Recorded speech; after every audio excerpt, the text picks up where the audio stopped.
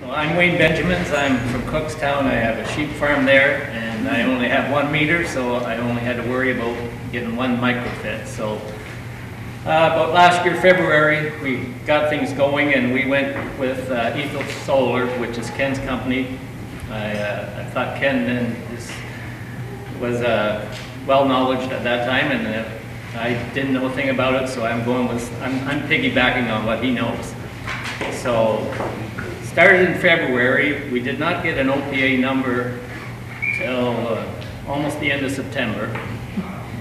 So at that point we got things going and ordered the system, and we even changed that fairly quickly, because at first we were going with 2 inverters, and then I had talked to Chuck at a coffee shop that Jeff knows, and he said N-phase might be the way to go, so we ended up switching to an N-phase system, which we have now 26 inverters. Like every 2 panels has their own inverter.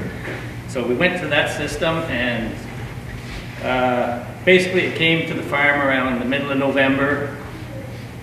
There was a week there of beautiful weather. They got the panels put together, and then that night it rained, and we could not get the bases in the next day. It was just too wet. So now we're into winter, and finally, when was it? Sometime in December we got the bases put in, but then we had trouble pulling the wires through at that time, and I think weather related issues was fairly big in the wintertime. So January the 7th we finally got wires through, and then on February 1st Hydro 1 came in.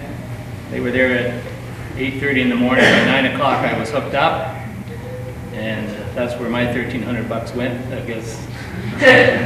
I thought they did well for a half an hour's work, but I was glad it was hooked up.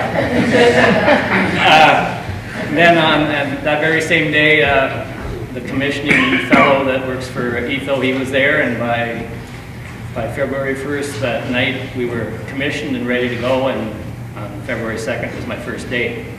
So I don't know if I've got any money in my account yet, but we've produced a little over 2,000 kilowatt hours to this date. Last Saturday was my best day. I had 100 kilowatt hours.